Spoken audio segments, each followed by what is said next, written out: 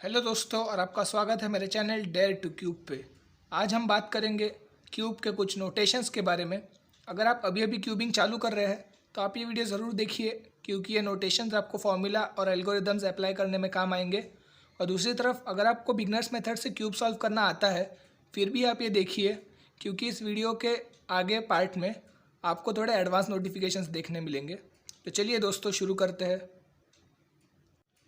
दोस्तों, हमारे क्यूब के 6 मेन नोटेशंस होते हैं: R, L, F, B, U और डी। ये 6 लेटर हमारे क्यूब के 6 साइड को रिप्रेजेंट करते हैं, जैसे आर यानी राइट, एल यानी लेफ्ट, एफ यानी फ्रंट, बी यानी बैक, यू यानी अपर लेयर और डी यानी डाउन लेयर। ये 6 मेन हमारी साइड्स और इनके नोटेशंस ये है। अब ये एक क्वेश्चन आता है कि अगर हम आर कहेंगे तो हम आर को इस तरह घुमाएंगे या फिर इस तरह। तो ये क्वेश्चन सॉल्व करने के लिए हमने एक ट्रिक निकाली, जिसमें हम अगर सिर्फ एक लेटर कहेंगे तो हम उस साइड को क्लॉकवाइज घुमाएंगे, और अगर उस लेटर के साथ डैश ऐड करेंगे जैसे आर डैश या फिर एल डैश, तो हम उस साइड को एंटी क्लॉकवाइज घुमाएंगे।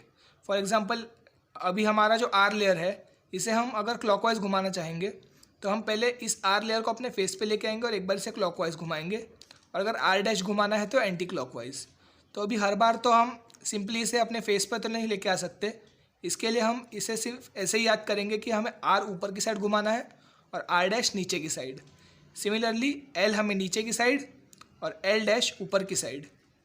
एफ हमें अपने क्लॉकवाइज और एफ डैश अपने एंटी क्लॉकवाइज। सिमिलरली बी हमें अपने एंटी क्लॉकवाइज घुमाना है और बी डैश अपने क्लॉकवाइज। यू हमें लेफ्ट में घुमाना है और यू डैश राइट में, और डी हमें राइट में घुमाना है और डी डैश लेफ्ट में। दोस्तों, ये हमारे क्यूब के 6 मेन नोटेशंस थे। अब बढ़ते हैं हमारे कुछ एडवांस नोटेशंस की तरफ। यहाँ पे हम वाइड मूव्स करेंगे। वाइड मूव्स में हम सिर्फ एक नहीं 2 लेयर साथ में घुमाएंगे। जैसे अगर हमें अपर लेयर घुमाना है तो हम अपर लेयर को यू इस तरह घुमाते हैं और यू डैश इस तरह घुमाते हैं, लेकिन अगर हम वाइड मूव करेंगे तो हम यू घुमाएंगे और यू डैश। सिमिलरली अगर हमें राइट साइड को मूव करना होगा तो हम आर ये करते हैं और आर डैश ये करते हैं, पर अगर हमें वाइड मूव करना है तो हम इस तरह आर करेंगे और इस तरह आर डैश। हम वाइड मूव्स को बेसिकली बेस लेटर से रिप्रेजेंट करते हैं, और जो सिंपल मूव्स होती है हम उन्हें ब्लॉक लेटर से रिप्रेजेंट करते हैं। ये फॉलो वही पैटर्न करता है, जैसे हम अगर आर कहेंगे तो आर ऊपर के साइड ही जाएगा और आर डैश नीचे की साइड ही आएगा। सिमिलरली हमारा डी राइट में ही जाएगा और डी डैश लेफ्ट में ही जाएगा, लेकिन हमें बस ये चीज़ याद रखनी है कि हमें एक साथ 2 लेयर घुमाने हैं। वाइड मूव्स करते वक्त दोस्तों आपको एक इम्पॉर्टेंट बात याद रखनी पड़ेगी कि आप जब वाइड मूव्स करते हो तो आपका सेंटर चेंज हो जाता है। जैसे अगर मैंने ये यू का वाइड मूव किया तो यहाँ मेरे सेंटर में रेड था। अगर ये मैंने वाइड मूव किया तो फिर अब मेरे सामने सेंटर में ग्रीन आ रहा है। तो आपका जो सेंटर है वो चेंज हो जाएगा, लेकिन आपको अपना फेस चेंज नहीं करना। आपको जो है अपना जो पूरा एल्गोरिदम है यहीं से कंटिन्यू रखना है। अब बात करते हैं दोस्तों स्लाइस मूव्स की। स्लाइस मूव्स वो होते हैं जब हमारे मिडल लेयर को हम टर्न करते हैं। फॉर एग्जांपल, अगर हमें ये मूव करना है एल आर डैश, तो ये मूव करने के लिए हमें 2 मूव लगेंगे, लेकिन अगर हम इसकी जगह स्लाइस मूव का यूज़ करेंगे तो एक मूव में हमारा काम हो जाता है। तो ये स्लाइस मूव के लिए भी हमारे पास कुछ नोटेशन होते हैं। अगर हम इस मिडल लेयर को घुमाएंगे तो हमारा जो नोटेशन होगा वो एम होगा। ये मिडल लेयर को रिप्रेजेंट करता है एम। सिमिलरली अगर हम ये वाले लेयर को घुमाएंगे तो ये इसका नोटेशन होगा हमारा ई, और ये ई रिप्रेजेंट करता है इक्वेटर को। और सिमिलरली अगर हम ये लेयर को घुमाएंगे तो हमारा नोटेशन होगा एस, जिसका मतलब है स्टैंडिंग लेयर। तो ये जो 3 लेयर है ये भी एक एक लेयर को फॉलो करते हैं। जिस तरह अगर हम ये एम लेयर को घुमाएंगे तो ये फॉलो करता है एल को। अगर हम एम कहेंगे तो ये एम इस तरह होगा, और एम डैश कहेंगे तो एम डैश इस तरह होगा। अगर हम ई को घुमाते हैं तो ई हमारा यू को फॉलो करता है। हमारा ई इस तरह होता है और ई डैश इस तरह होता है। जो एस लेयर है वो हमारा एफ को फॉलो करता है। हमारा एस इस तरह घूमता है और एस डैश इस तरह घूमता है।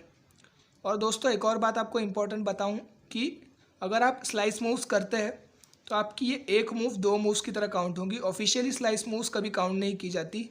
जैसे अगर आप एक स्लाइस मूव करते हैं तो ऑफिशियली ये आपका माना जाएगा कि आपने ये मूव किया है, आपका ये नहीं माना जाएगा कि आपने ये किया है। तो आपका जो क्यूब के मूव्स होंगे वो ज़्यादा बढ़ेंगे इसकी वजह से।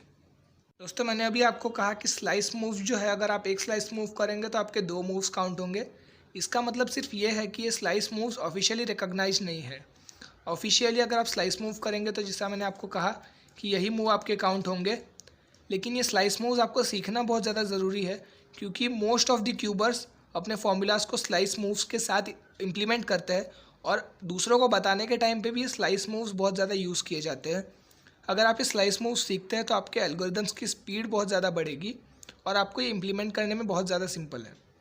अब बात करते हैं हमारे क्यूब रोटेशंस के बारे में। क्यूब रोटेशंस यानी हम क्यूब को किस तरह घुमाएं, कि मतलब हम क्यूब को ऐसे घुमा सकते हैं या फिर ऐसे भी घुमा सकते हैं। तो हमें क्यूब को घुमाने के अलग अलग तरीके हैं। क्यूब को रोटेट करने के लिए हमें 3 लेटर्स दिए गए हैं। ये 3 लेटर्स हैं एक्स, वाई और जी। जो एक्स है वो राइट लेयर को फॉलो करता है, वाई यू को फॉलो करता है और जी एफ को फॉलो करता है। तो हम अगर एक्स घुमाएंगे तो ये राइट को फॉलो करेगा, और राइट हमारा जब हम आर कहेंगे तो ऊपर की साइड जाता है और आर डैश नीचे की साइड जाता है। तो अगर हम एक्स कहेंगे तो हमारा जो फेस है उसको हम ऊपर की साइड भेजेंगे। जैसे हमारा जो रेड फेस है इसको हमने ऊपर की साइड भेज दिया, तो ये हुआ हमारा एक्स मूव। और अगर हम एक्स डैश करेंगे तो हमारा फेस, रेड फेस, हम नीचे की साइड भेज देंगे इस तरीके से। तो ये हुआ हमारा एक्स डैश मूव। सिमिलरली अगर हम वाई मूव करते हैं तो वाई मूव हमारा यू को फॉलो करता है, और यू अगर हम घुमाते हैं तो इस तरह घूमता है और यू डैश इस तरह घूमता है। अगर हम वाई घुमाएंगे तो ये यू को फॉलो करेगा और इस तरह घूमेगा, और अगर हम वाई डैश घुमाते हैं तो ये यू डैश को फॉलो करके इस तरीके से घूमेगा। आखिरी मूव जी, जो हमारा एफ को फॉलो करता है। अगर हम जी घुमाएंगे तो ये इस तरीके से घूमेगा, और अगर जी डैश घुमाएंगे तो इस तरीके से घूमेगा। क्यूब रोटेशंस को हम डबल रोटेशंस भी कभी कभार कर देते हैं। जैसे x2 का मतलब हम क्यूब को 2 बार घुमा दे, और या फिर हम y2 का मतलब होता है हम क्यूब को इस तरीके से 2 बार घुमा दे। तो फिर ये सिर्फ आपकी इन्फॉर्मेशन के लिए था, क्योंकि ये कभी कभार कुछ फॉर्मूलाज में आ जाता है। दोस्तों अगर आपको मेरा वीडियो पसंद आया तो इस वीडियो को लाइक कीजिए, शेयर कीजिए। अगर आप मेरा वीडियो पहली बार देख रहे हैं तो मेरे चैनल को सब्सक्राइब कीजिए। अगर आप चाहते हैं कि मैं कुछ इंप्रूव करूं तो मुझे कमेंट में बताइए, और अगर आपको कुछ डाउट हो तो भी मुझे कमेंट में आप पूछ सकते हैं। शुक्रिया दोस्तों, मिलते हैं नेक्स्ट वीडियो में।